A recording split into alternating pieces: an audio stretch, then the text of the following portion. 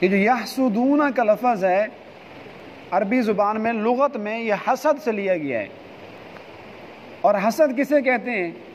حسد کہتے ہیں کسی کی خوبی دیکھ کر، کسی کے پاس کوئی نعمت دیکھ کر دل میں یہ خیال کرنا کاش یہ چیز اس کے پاس نہ ہو، مجھے مل جائے. یہ گاڑی جو بندہ چلا رہا ہے اس کے پاس نہ ہو، کاش یہ گاڑی مجھے مل جاتی.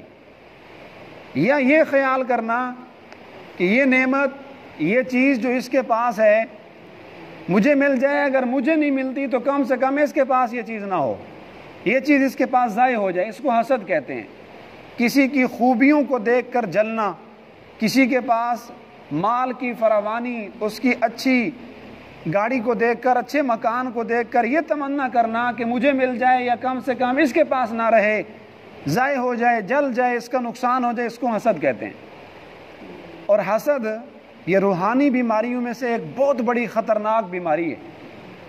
جب کسی بندے کے دل میں دوسرے کے بارے میں کوئی حسد پیدا ہو جائے تو حضور علیہ الصلوۃ والسلام نے فرمایا ان الحسد یاکل الحسنات، بے شک حسد وہ نیکیوں کو ایسے کھا جاتا ہے کما تاکل النار الحطب، جیسا کہ آگ خشک لکڑیوں کو جلا کے کھا جاتی ہے.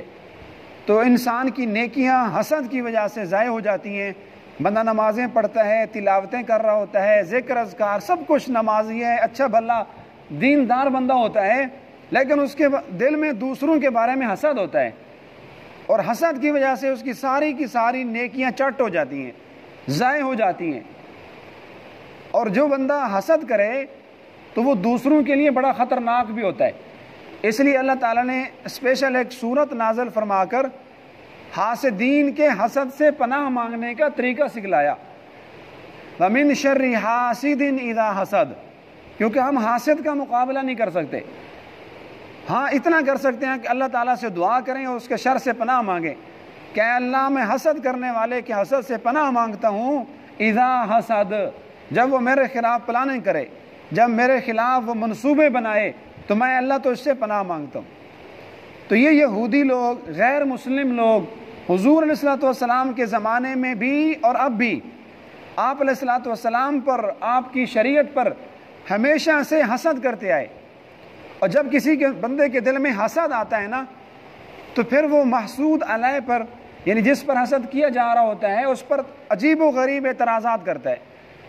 پھر اس بندے کی سیدھی بات بھی ٹیڑھی نظر آتی ہے، سیدھا کام بھی اس کے اندر وہ کیڑے نکالتے ہیں، عجیب و غریب اعتراضات کریں گے، قیل و قال، بے جا بے تک کے سوالات، الٹے پلٹے اعتراضات بنائیں گے، ہیلے بہانے کر کے کسی طرح اس کو بلیک میل کرنے کی کوشش کرتے ہیں. تو یہ یہود و نصارہ بھی اسی طرح تھے. ام یحسدون الناس، کیا یہ لوگوں پر، مسلمانوں پر حسد کرتے ہیں؟ الا ما آتاہم اللہ من فضلی، اس لیے کہ اللہ نے مسلمانوں کو اپنی طرف سے اپنا فضل دیا ہوا ہے.